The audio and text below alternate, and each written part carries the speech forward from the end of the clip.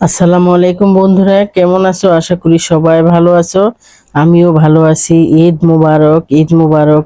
এই যে দেখো, আজকে গরুর মাংস রান্না করেছি। আর এই গরুর মাংসটা রান্না করছি আমার আম্মা যেভাবে রান্না করতো সেইভাবে। কুরবানি আসলেই দেখতাম মা রান্না করতো, এত মশলা দিত না। আদা বাটা, রসুন বাটা, মানে সব সময় যে মশলাগুলি আমরা ব্যবহার করি ওটাই দিত। আর এখন তো বিভিন্ন ধরনের মশলা, কিন্তু ওই মশলাটা দিত না। তবুও কেন জানি এত মজা হতো। মনে হলে মনে চায় এখনো সেই আম্মার হাতে রান্না খেয়ে ফেলি, কিন্তু কোথায় পাবো? আম্মাও নেই, সেই রান্নাও নেই। এখন আজকে চেষ্টা করতেছি যে আমি কিভাবে ওই রান্নাটা করা যায়। তোমরাও কিন্তু এইভাবে করে অল্প সময়ে কিন্তু রান্না করতে পারবা। পরিমাণ মতো পেঁয়াজ দিয়ে দিলাম। আমার এখানে 1 কেজি গরুর মাংস আমি দিয়ে দিব। গরুর মাংসটাকে ভালোভাবে ধুয়ে তারপরে পানিটা ঝরিয়ে নিতে হবে। তারপরে লবণ, হলুদ, মরিচ, মরিচটা আর গরুর মাংসতে একটু ঝাল না হলে কিন্তু ভালো হয় না।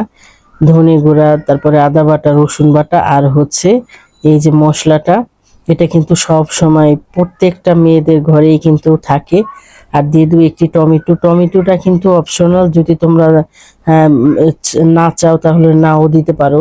এটা দিলেও হয়, না দিলেও হয়।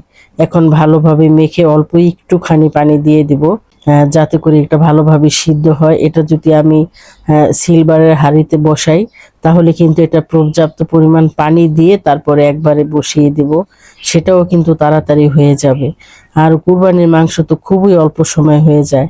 আমি 6টা সিটি দিয়ে তারপরে এটা চুলাটা অফ করে দিয়ে তারপরে একটা হাতল দিয়ে এইভাবে করে আমি সম্পূর্ণ গ্যাসটা বের করে তারপরে এটা ঢাকনা খুলে নেব, আহ, যাতে করে এটা কোনো সমস্যা না হয়। এই যে এখানে এটা কিন্তু অনেকখানি ঝোল এখনো আছে। এখন আমি জিরার গুঁড়া দিয়ে, ভাজা জিরার গুঁড়া আছে, এটা দিয়ে তারপরে আমি আমার পরিমাণ মতো, মানে আমি যতটুকু ঝোল পছন্দ করি সেইভাবেই কিন্তু রেখে দিব। রাখলেই কিন্তু এটা রান্নাটা হয়ে গেল। দেখলে তো কত অল্প মশলাই, কিন্তু তোমরা অবশ্যই বাসায় ট্রাই করবা।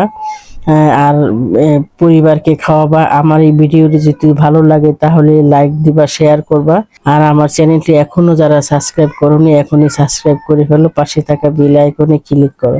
তাহলে যখন চাইবে তখনই তোমরা দেখতে পারবা। এই যে দেখো, মাংসটা আসলেই কিন্তু আজকের মাংসটা অনেক অনেক মজার ছিল।